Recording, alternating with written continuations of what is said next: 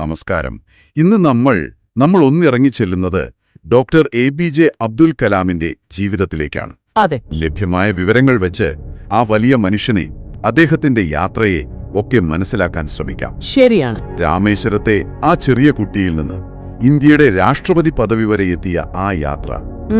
തീർച്ചയായും ഈ വിവരങ്ങൾ നോക്കുമ്പോ വെറുമൊരു ജീവിതരേഖയല്ല നമ്മൾ കാണുന്നത്. അല്ല, അദ്ദേഹത്തെ ഉണ്ടാക്കിയെടുത്ത ആ മൂല്യങ്ങള്, പിന്നെ പ്രതിസന്ധികളോടുള്ള സമീപനം, അതൊക്കെ അറിയാനാണ് നമ്മൾ ശ്രമിക്കുന്നത്. അതെ അതെ, ആ സ്രോതസ്സുകൾ നമുക്ക് അതിലേക്ക് കുറച്ചുകൂടി വെളിച്ചം തരുമായിരിക്കും. പ്രതീക്ഷിക്കാം. അപ്പോ തുടക്കം രാമേശ്വരം 1931 ഒക്ടോബർ 15. സാധാരണ ഒരു മുസ്ലിം കുടുംബം. അച്ഛൻ ജൈൻലാബ്ദീൻ, ഒരു ബോട്ട് ഓണർ, പിന്നെ പള്ളിയിലെ ഇമാം, അമ്മ ആഷിയാമ്മ. വളരെ സിമ്പിളായ ഒരു ജീവിതം. അതെ, കുടുംബത്തിനൊരു കൈസഹായമാകാൻ ചെറുപ്പത്തിൽ പത്രം വിതരണം ചെയ്തിട്ടുണ്ട് കലാം. പക്ഷേ അപ്പോഴും ആ കണ്ണുകൾ ആകാശത്തായിരുന്നു, പറക്കുന്ന പക്ഷികളിലായിരുന്നു. ആ ഒരു ശാസ്ത്രകൗതുകം. അതെ, അത് ചെറുപ്പത്തിലേ ഉണ്ടായിരുന്നു. ഉറങ്ങുമ്പോൾ കാണുന്നതല്ല സ്വപ്നം, നമ്മളെ ഉറങ്ങാൻ സമ്മതിക്കാത്തതാണ് എന്ന ആ വാക്കുകൾ ഒരുപക്ഷെ അന്നേ മനസ്സിൽ കയറിയതാവും. ശരിയാണ്. ആ സ്വപ്നങ്ങൾക്ക് ചിറക് നൽകിയത് വിദ്യാഭ്യാസമാണ്. തീർച്ചയായും.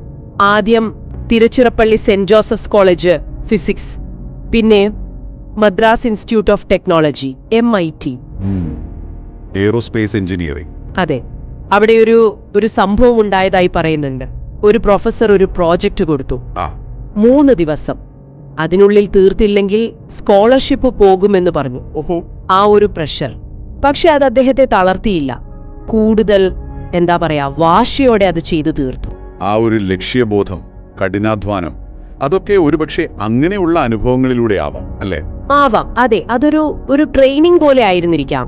ഉപഗ്രഹ വിക്ഷേപണ വാഹനം SLV-3. അതെ, SLV-3 അതിന്റെ പ്രോജക്ട് ഡയറക്ടറായി അദ്ദേഹം. അതൊരു വലിയ ഉത്തരവാദിത്വമായിരുന്നു.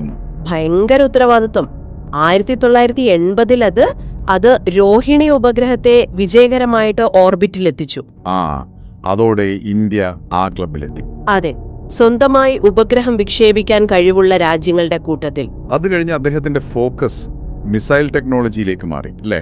അതെ, IGMDP, അതായത് ഇന്ത്യയുടെ സംയോജിത ഗൈഡഡ് മിസൈൽ വികസന പരിപാടി.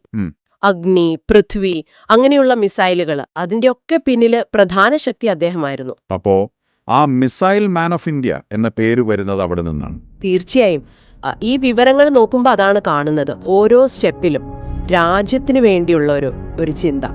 സാങ്കേതികമായി നമ്മൾ മുന്നോട്ട് പോകണം എന്നുള്ളത്.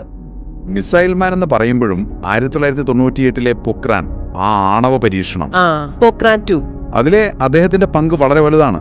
അന്ന് പ്രധാനമന്ത്രിയുടെ മുഖ്യ ശാസ്ത്ര ഉപദേഷ്ടാവായിരുന്നു. അതൊരു പ്രധാന പോയിന്റാണ്. പക്ഷേ അവിടെയും ഈ വിവരങ്ങൾ സൂചിപ്പിക്കുന്നത് എന്താണെന്ന് വെച്ചാൽ, ആണവശക്തി ആവുക എന്നതൊരു മേൽക്കോയ്മയ്ക്ക് വേണ്ടി ആയിരുന്നില്ല അദ്ദേഹത്തിന്റെ കാഴ്ചപ്പാടില്. രാജ്യസുരക്ഷ, സ്വാശ്രയത്വം, അതിനൊക്കെ വേണ്ടിയുള്ള ഒരു നീക്കമായിരുന്നു അത്. ശക്തമായ എന്നാൽ സമാധാനം ആഗ്രഹിക്കുന്ന ഒരു ഇന്ത്യ. അതെ, കറക്റ്റ്. ഒരു ശാസ്ത്രജ്ഞനായിരിക്കുമ്പോഴും അദ്ദേഹം ഭഗവത്ഗീത വായിക്കുമായിരുന്നു, ഖുറാൻ വായിക്കുമായിരുന്നു. എല്ലാത്തിനെയും ഉൾക്കൊള്ളുന്നൊരു മനസ്സ് വേറിട്ട് നിർത്തി.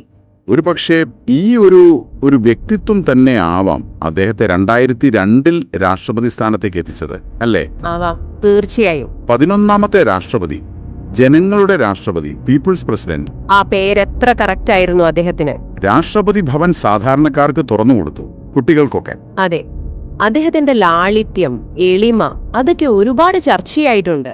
എന്റെ മരണ ദിവസം അവധി പ്രഖ്യാപിക്കരുത്, അന്ന് ഒരു ദിവസം കൂടുതൽ ജോലി ചെയ്യണം എന്ന് അദ്ദേഹം പറഞ്ഞതായിട്ടും വായിച്ചിട്ടുണ്ട്. അത് അദ്ദേഹത്തിന്റെ ഒരു രീതിയായിരുന്നു. രാഷ്ട്രപതി സ്ഥാനം ഒഴിഞ്ഞു, എന്നിട്ടും അദ്ദേഹം വെറുതെ ഇരുന്നില്ല. രാജ്യം മുഴുവൻ യാത്ര ചെയ്തു, കുട്ടികളോട് സംസാരിച്ചു, യുവാക്കളോട് സംസാരിച്ചു, പ്രചോദനം നൽകി. അതെ, അവരെ സ്വപ്നം കാണാൻ പഠിപ്പിച്ചു, ആ സ്വപ്നങ്ങൾക്ക് പിന്നാലെ പോകാൻ പ്രേരിപ്പിച്ചു. അദ്ദേഹത്തിന്റെ ആത്മകഥ അഗ്നിച്ചിറകുകൾ, വിങ്സ് ഓഫ് ഫയർ, ലക്ഷക്കണക്കിന് കോപ്പികളാണ് പോയത്. അതെ, എത്രയോ പേർക്ക് അതൊരു വഴികാട്ടിയായി മാറി. വെല്ലുവിളികളെ എങ്ങനെ നേരിടാം എന്നതിന്റെ ഒരു ഉദാഹരണമായി മാറി അദ്ദേഹത്തിന്റെ ജീവിതം. ഏറ്റവും ഇഷ്ടപ്പെട്ട കാര്യം, ഈ പ്രചോദനം നൽകുന്ന കാര്യം, അത് ചെയ്തുകൊണ്ടിരിക്കുമ്പോൾ തന്നെയായിരുന്നു അദ്ദേഹത്തിന്റെ അവസാനവും. ശരിയാണ്.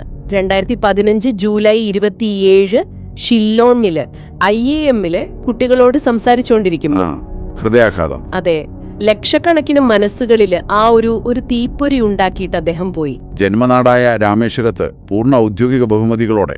അതെ, അദ്ദേഹം ബാക്കി വെച്ചത് അതൊരു വലിയ സ്വത്തോ കാര്യങ്ങളോ ഒന്നുമല്ല. അല്ല, സ്വപ്നങ്ങളാണ്, പുസ്തകങ്ങളാണ്, രാജ്യത്തിന്റെ അഭിമാനമായ മിസൈലുകളാണ്, പിന്നെ പ്രചോദനം ഉൾക്കൊണ്ട കോടിക്കണക്കിന് ആൾക്കാരാണ്. ആ വാക്കുകൾ. സ്വപ്നം കാണണം. അത് യാഥാർത്ഥ്യമാകുന്നതിന് മുൻപ് നിങ്ങൾ സ്വപ്നം കണ്ടിരിക്കണം. അത് ഇന്നും എത്ര പ്രസക്തമാണ്. അപ്പോ രാമേശ്വരത്ത് ഒരു പത്രവിതരണക്കാരനിൽ നിന്ന് തുടങ്ങി ഇന്ത്യയുടെ മിസൈൽ സാങ്കേതിക വിദ്യയുടെ തലപ്പത്തെത്തി രാഷ്ട്രപതിയായി. അങ്ങനെ ഒരു അസാധാരണ ജീവിതം. കഠിനാധ്വാനം കൊണ്ടും വലിയ സ്വപ്നങ്ങൾ കൊണ്ടും എവിടെ വരെ എത്താം എന്നതിൻ്റെ ഒരു നേർചിത്രം ഈ വിവരങ്ങൾ നമുക്ക് തരുന്നുണ്ട്. തീർച്ചയായും ഈ വിവരങ്ങളെല്ലാം നമ്മളിങ്ങനെ ചേർത്ത് വെച്ച് നോക്കുമ്പോൾ ഒരു ചിന്ത വരും.